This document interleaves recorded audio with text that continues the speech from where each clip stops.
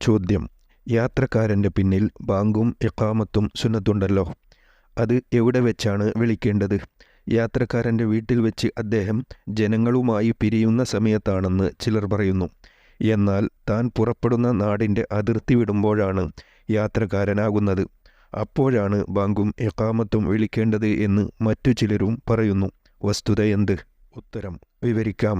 അനുവദനീയമായ യാത്രക്കാരൻ്റെ പിന്നിൽ വെച്ച് ബാങ്കും ഇഖാമത്തും വിളിക്കൽ സുന്നത്താണ് എന്ന് വിവരിച്ച ഫുഖഹാ തന്നെ എവിടെ വെച്ച് അവ വിളിക്കപ്പെടണമെന്നും വ്യക്തമാക്കി തന്നിട്ടുണ്ട്. യാത്രക്കാരൻ ജനങ്ങളുമായി പിരിയുമ്പോഴാണ് ബാങ്കും ഇഖാമത്തും വിളിക്കൽ സുന്നത്തുള്ളത്. അല്ലാതെ നാടിൻ്റെ അതിർത്തി വിട്ടുകടക്കൽ നിബന്ധനയില്ല. അപ്പോൾ യാത്രക്കാരൻ്റെ വീട്ടിൽ വെച്ചോ വീട്ടുപടിക്കൽ വെച്ചോ ബാങ്കും ഇഖാമത്തും വിളിക്കാം. നാടിൻ്റെ അതിർത്തി വിട്ടുകടക്കുമ്പോഴാണ് യാത്രക്കാരനാവുക എന്ന് പറഞ്ഞ് അപ്പോഴാണ് ബാങ്കും ഇഖാമത്തും വിളിക്കേണ്ടത് എന്ന കണ്ടെത്തൽ ചിലരുടെ സ്വയം ബുദ്ധിയാണ്, ഉദ്ധരണി അല്ല. ഫിഖ്ഹ് എന്നത് ഉദ്ധരണിയാണ്, ബുദ്ധി അല്ല.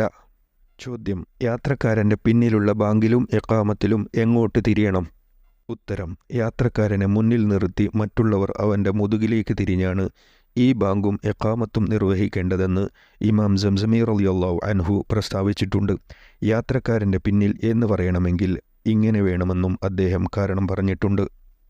എന്നാൽ ഇമാം സംസമി റളിയല്ലാഹു അൻഹു പറഞ്ഞത് പ്രബല വീക്ഷണമല്ലെന്നും ഖിബിലയിലേക്ക് മുന്നിട്ടാണ് യാത്രക്കാരൻ്റെ പിന്നിൽ ബാങ്കും ഇഖാമത്തും വിളിക്കേണ്ടതെന്നും അതാണ് മദ്ഹബിലെ പ്രബല വീക്ഷണമെന്നും ഇമാം ഹബീബ് ബിൻ യൂസഫ് റളിയല്ലാഹു അൻഹു തൻ്റെ അൽ ഫതാവൽ മുഅ്തമദയിൽ വ്യക്തമാക്കിയിട്ടുണ്ട്.